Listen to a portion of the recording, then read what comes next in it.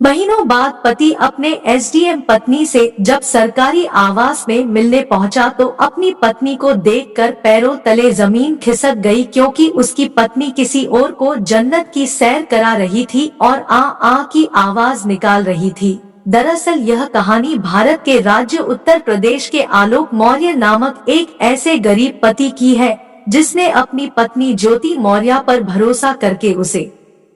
पढ़ा लिखा कर एसडीएम बना दिया। ज्योति मौर्य की शादी आलोक मौर्य के साथ शादी होने के बाद आलोक ने पत्नी के कहने पर उसे आईएएस की तैयारी करने के लिए उसे शिक्षा देने लगा।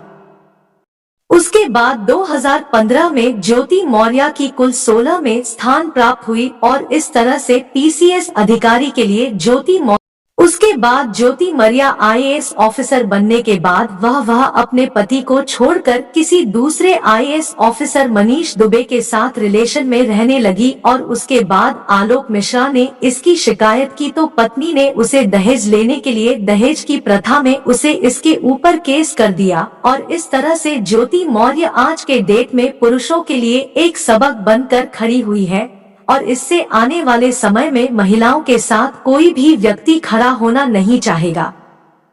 कुछ रोज पहले एक घटना हुई जो कि वास्तविक जीवन की घटना है। अगर आपने बॉलीवुड की फिल्म सूर्यवंशम देखी होगी तो आपको याद होगा कि कैसे अमिताभ बच्चन मजदूरी करके अपने पत्नी को पढ़ाकर आईपीएस अधिकारी बनने का सपना पूरा करते हैं। तो वैसी ही घटना उत्तर प्रदेश में हुई है, जिसमें एक व्यक्ति जिनका नाम आलोक मौर्य है,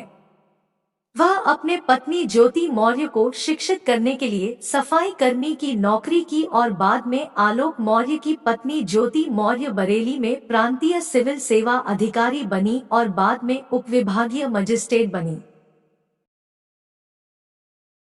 हालांकि उनकी अधिकारी बनने की यात्रा में आलोक मौर्य ने जी जान से सहायता की और इस पद को प्राप्त करने के बाद ज्योति मौर्य काफी बदल गई और आलोक मौर्य से हाथ छुड़ा ली और बताया जाता है कि ज्योति मौर्य की अवैध संबंध से सम्मिलिता भी सामने आई है और कई खुलासे और आरोप लगे हैं, जो कि इस आर्टिकल में आपको बता रहे हैं। वर्टिकल बार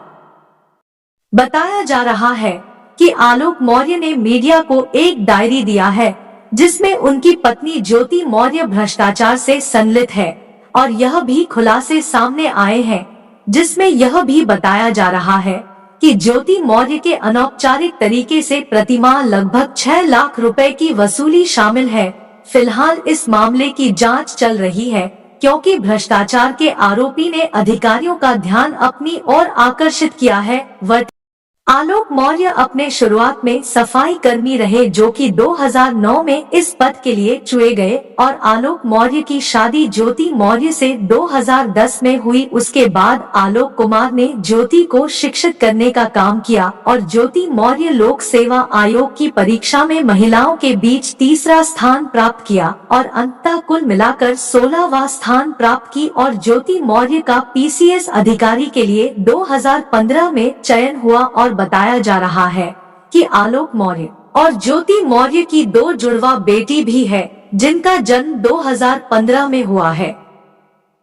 पता चला है कि 2020 में ज्योति मौर्य पीसीएस मामले के वितरण के दौरान गाजियाबाद में तैनात जिला कमांडेंट होमगार्ड के साथ बातचीत शुरू की और उस होमगार्ड के साथ अवैध संबंध बनाया और दोनों का बातचीत उनके काम करने के दौरान और ज्यादा होने लगी और बताया जाता है कि 2022 में आलोक कुमार को ज्योति मौर्य के फेसबुक अकाउंट से ज्योति और होमगार्ड कमांडेंट के बीच असली बातचीत का पता चला। तब आलोक मौर्य ने ज्योति मौर्य पर विरोध जताया, जिससे ज्योति मौर्य ने आलोक मौर्य को जान से मारने या जेल भेजने की धमकी दी।